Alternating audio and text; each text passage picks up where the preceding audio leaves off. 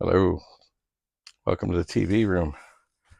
David Bradley here. I've just been downstairs, and it's funny, I didn't even realize I brought this up because cables get tangled.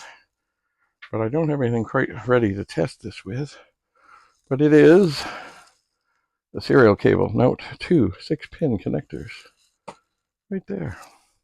That would be used to hook a disk drive or a printer up, and other things as well.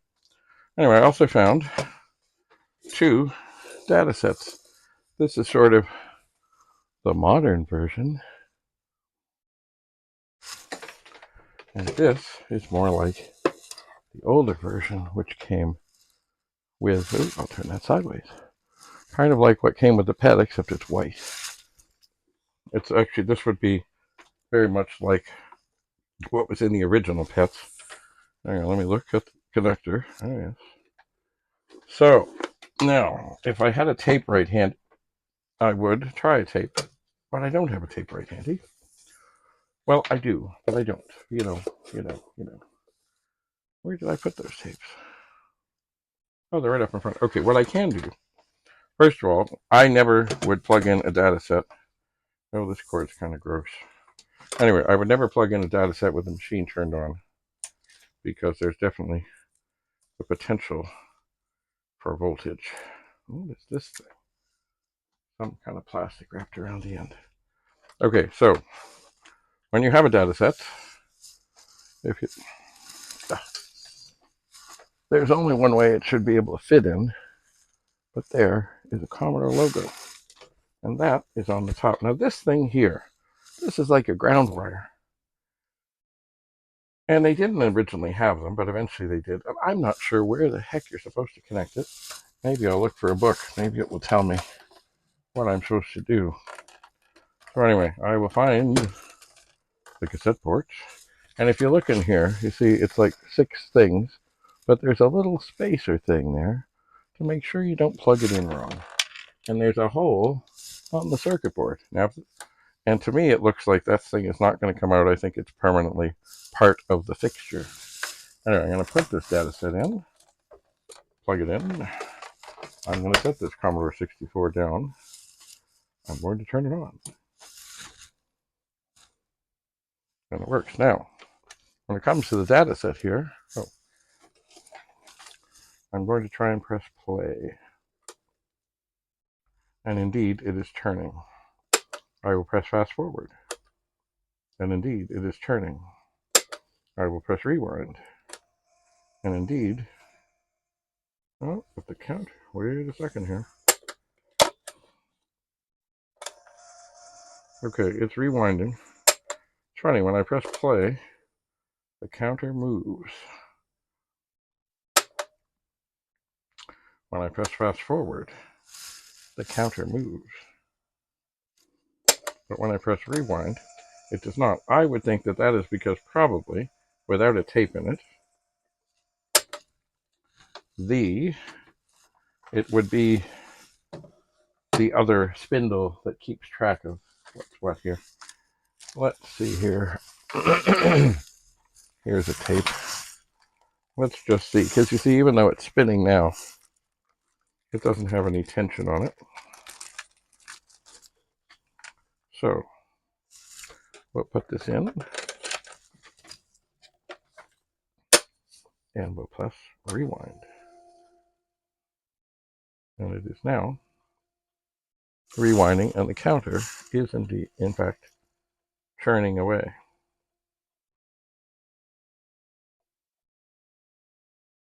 It does sound like it's laboring a little bit, but you know, so be it. Okay, we have rewound. I'm going to press stop. I'm going to press 000 to 000. Now, here's an interesting thing. I'm going to press fast forward and let it go. This is not a very long tape, so it shouldn't take long. It is not. Oh, the other thing I found well down there was a fan, like an old computer fan thing. It has a couple of wires attached to it, so maybe while I'm here, because I can, I was talking to Rudy about things, Oh, okay. Stop. Okay. So the counter went to 99. We're talking to Rudy about things to do with the Super Pet, and he was indeed saying that he thinks a fan would be beneficial. And indeed, heat is the enemy. Heat sinks are good, fans are good. This fan's a little noisy. It's got some dust on it. So, yeah. Okay. So I'm going to eject this tape.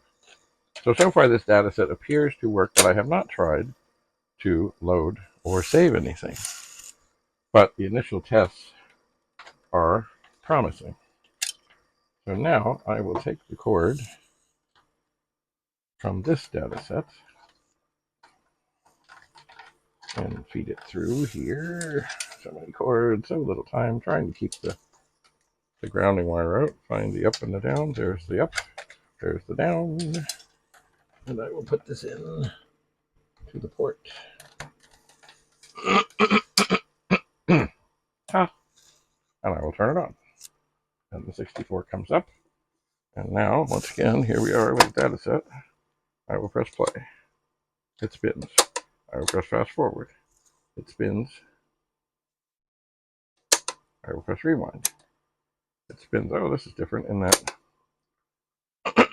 the counter works the opposite way. So here's what I'm going to do. This is the test I've been meaning to do for, 40 years. Here I have the same tape that I had in there.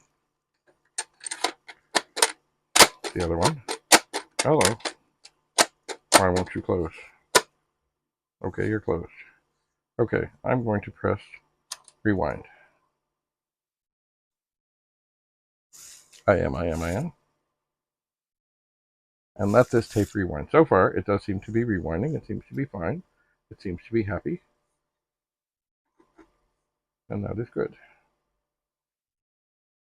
But the experiment here is to see about the counter. See, on the other one, on the other one, when I fast forwarded, the counter went from 0 to 99. And that was another thing. See, in the old days, what we used to do was, because you had, big long tapes and programs on there, you break down the counter numbers when they had counters. Because the original tape drives did not have counters. But then, of course, so this was the second version, had a counter, very handy. And this was the other. But the counters don't read at the same thing. So if you put out something that says, advance to 99 on the counter, and you have it in this kind of thing, the numbers don't work. That you would do that to make it easier, because you see, the tape drives are not random access. They're just, they get what they get as they get to them. So on this one backed up, instead of to like 901, it backed up to 862.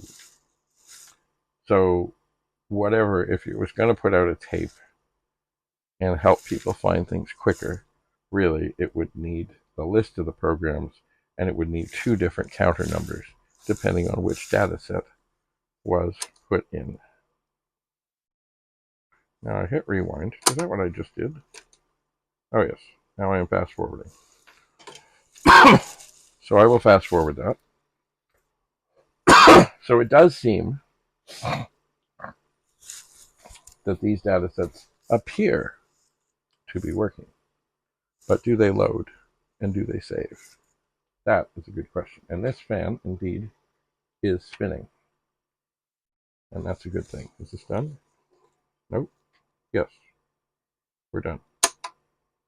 And indeed, it did return to 000. So indeed, yes, the counters are working, but they are different. Which was tormenting back in the day. It was. So I guess I will unplug this fan. It works. It's a little noisy, but not bad.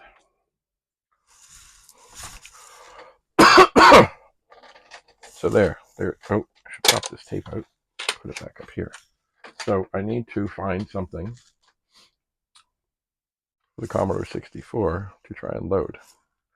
Or I suppose, if I was so enchanted, I would go over to this PET and plug these in to the internal port and try that. And I may do that. I will see as I continue. to test things in preparation for the World of Commodore, November 30th and December 1st, 2024, at the Admiral Inn in Mississauga, Ontario. Go to TPUG.CA for details.